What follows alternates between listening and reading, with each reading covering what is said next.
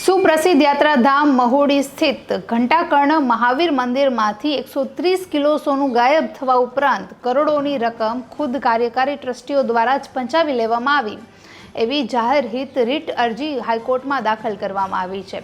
નમસ્કાર, ટકાટક મીડિયામાં આપની સાથે હું છું જાનવી।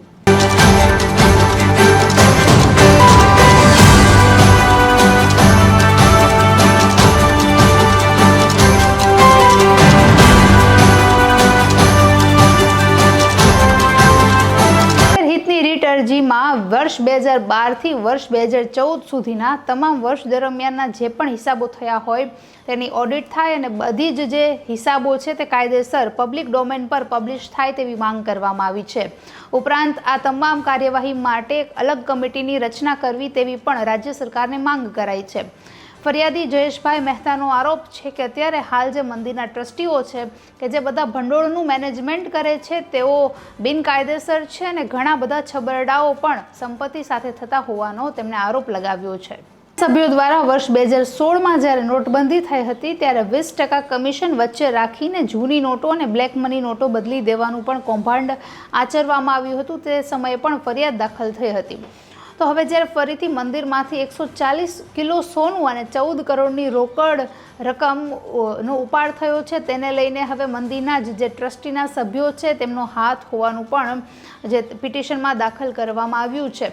તો સાથે તેમાં બંને વ્યક્તિઓના નામ ખુલ્યા છે, જેમાં ભૂપેન્દ્રભાઈ વોરા અને કમલેશભાઈ મહેતા સહિતના તેમની સાથે એમના અન્ય સાથીદારો પણ જવાબદાર હોઈ શકે। પણ હવે આ મામલે વધારે સુનાવણી કદાચ વેકેશન બાદ જ થઈ શકે તેવી પણ શક્યતાઓ દેખાઈ રહી છે। નોંધનીય છે કે ગાંધીનગરના મહુડામાં જે ઘંટાકર્ણ મહાવીર જૈન મંદિર આવેલું છે તેનો ઇતિહાસ 100 વર્ષ કરતાં પણ જૂનો છે, જે તેના સાંસ્કૃતિક મહત્વને લઈને ફક્ત ગુજરાતમાં જ નહીં પણ દેશભરમાં જગવિખ્યાત છે। ફરિયાદી દ્વારા માંગ કરવામાં આવી છે કે 2012 થી વર્ષ 2024 સુધીના જે બધા જ હિસાબો છે, બધા જ જે કાયદાકીય રેકોર્ડો છે તે લોકો સામે આવવા જોઈએ।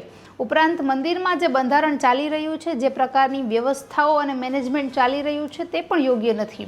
ત્યાંના હાલના જે ટ્રસ્ટી મેમ્બર છે તે પોતાની મનમરજી ચલાવે છે અને કોઈ પણ કાયદાઓનું પાલન કરતા નથી। આ ઉપરાંત અગાઉ પણ તેમના વિરુદ્ધ 3 થી 4 વખત ફરિયાદો દાખલ થઈ હોવાનું પણ તેઓએ જણાવ્યું છે, પણ તે મામલામાં કોઈ પણ તપાસ કે કાર્યવાહી આગળ હાથ ધરાઈ નથી।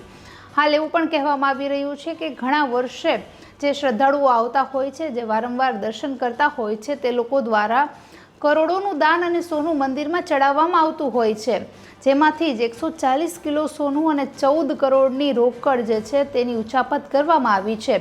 જે અંગેનો તમામ જે રિપોર્ટ છે તે તૈયાર કરવા માટે એક સ્પેશિયલ કમિટીની રચના કરવી જોઈએ।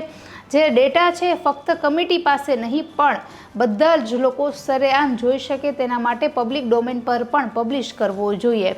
હવે તેમની જે માંગ છે તે કેટલી હદે સંતોષાય અને આ જે પિટિશન દાખલ થઈ છે તેનો શું નિર્ણય આવે તે જોવું ખૂબ જ મહત્વનું રહેશે। નમસ્કાર।